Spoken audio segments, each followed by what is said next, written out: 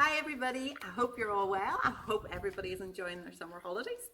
Now, this past few weeks we have had some fantastic actors and actresses on our screens with the Encounter productions. But they've got all a bit tired and they've decided to have a bit of a holiday this week. So I have had to be a little bit more creative with the actor and actresses that I have got.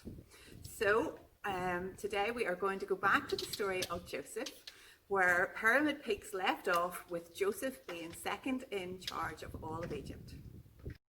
So here we have Joseph. Pharaoh gave him a signet ring, fine robes, a gold chain, and had him ride in a chariot.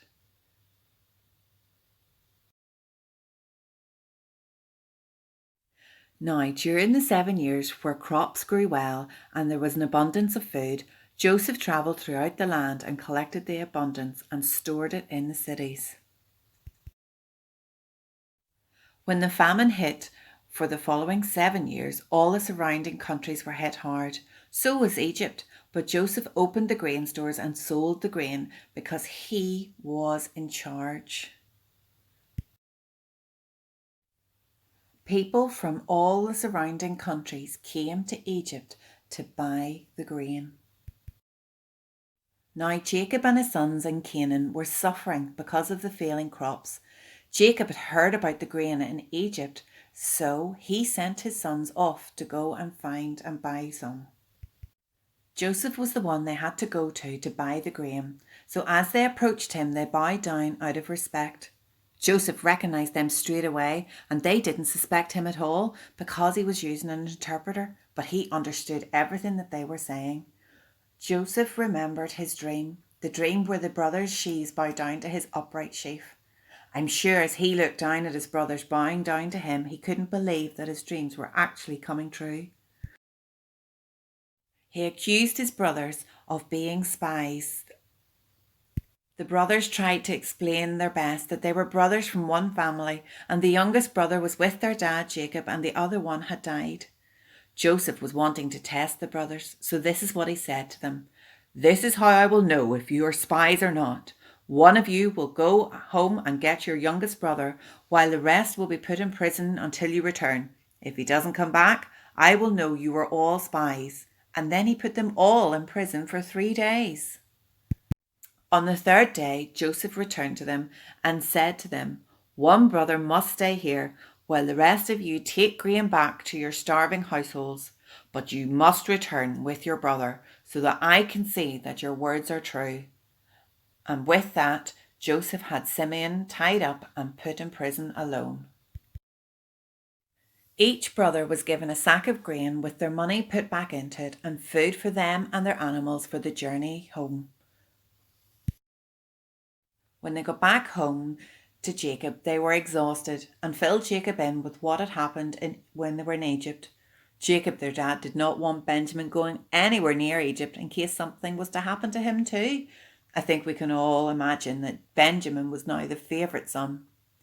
So they waited until their grain was all used up and the famine was still ongoing, and it was only at this point that Jacob agreed to let Benjamin go back to Egypt with them. It was his brother Judah that promised his father that he would protect and bring Benjamin home to him. Jacob told him to take money and gifts with them too this time. He sent balm, honey, spices, pistachio nuts, and almonds, all very precious gifts, especially during a famine. In Egypt they presented themselves once again, but this time with Benjamin. So Joseph had his servants prepare a meal for them in his very own house. But this made the brothers very frightened. He wants to attack us, capture us as slaves, take our animals, is what they said to each other. The servant took them in and got their gifts ready to be presented to Joseph when he arrived. And when he did, his brothers bowed down to him once again, and they presented Benjamin to Joseph. When Joseph saw Benjamin, he was a little bit overcome by emotion because he had to leave the room and find a quiet place to weep. Turned back to the room to have his meal with the brothers. The next day, the brothers were leaving and their animals were loaded up with as much as they could carry. Joseph had his servant to put his own special cup into Benjamin's sack, but not to say anything.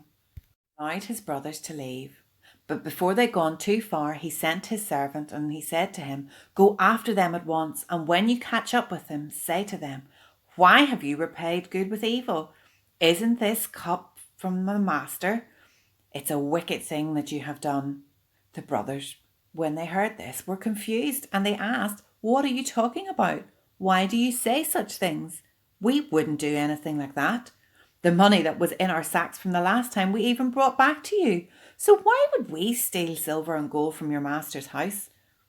If any of us is found to have it, he will die, and the rest of us will become my lord's slaves."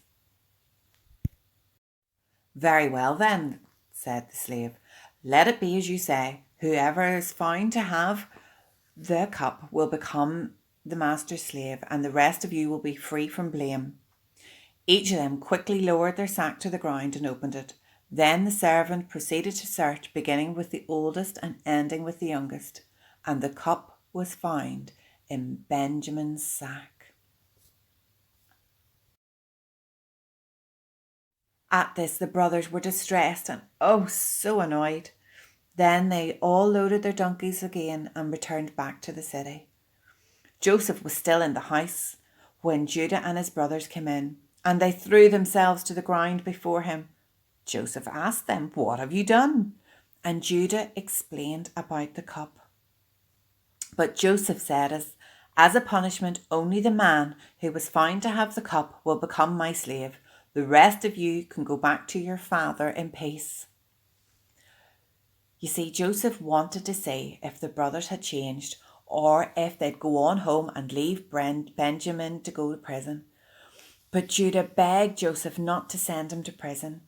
He would rather take his place and allow Benjamin to return back home to his father. Joseph couldn't bear it any longer. He saw how the brothers' hearts had changed and how they were willing to take the punishment for each other. He asked all his servants to leave, and he was left alone in the room with only his brothers. He revealed who he was. They cried and they hugged. He hugged them all and asked about his dad, Jacob, and how he was. He told them, "Don't be angry because of what you've done to me by selling me into slavery. God actually used that to save lives. Look at me now.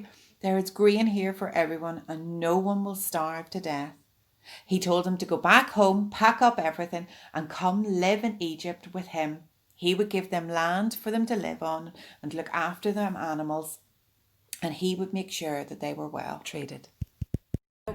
Our families are such a blessing to us, and each of us are placed in the family where God has wants us.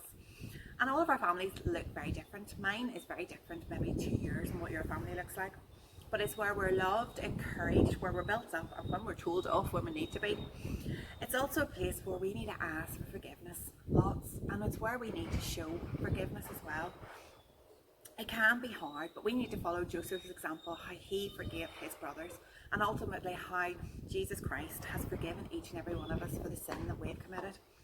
But perhaps God has placed you in a family where he wants you to shine your light brightly for him so that other family members will be drawn to him. Do you know, your family are always watching you at home and watching what you do and how you go about it with your attitudes. And maybe they're watching your example of how you choose to forgive other people, and that might speak really loudly for them.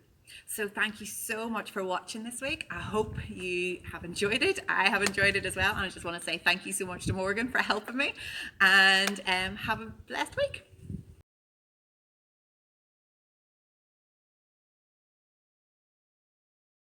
This week's challenges then. So number one, you could take a photograph of yourself helping out at home, helping somebody in your family. You could set the table, you could do the dishes, hoover the floor, sweep the floor. You could even hoover the car. Do something helpful to help somebody at home. You can make a paper chain of Joseph and his family, or you could draw a picture of Joseph and his brothers. You could try out your dance moves to be happy. You could learn the verse from Ephesians chapter 4 verse 32, where it says, "Be kind and compassionate to one another, forgiving each other just as Christ God has forgiven you.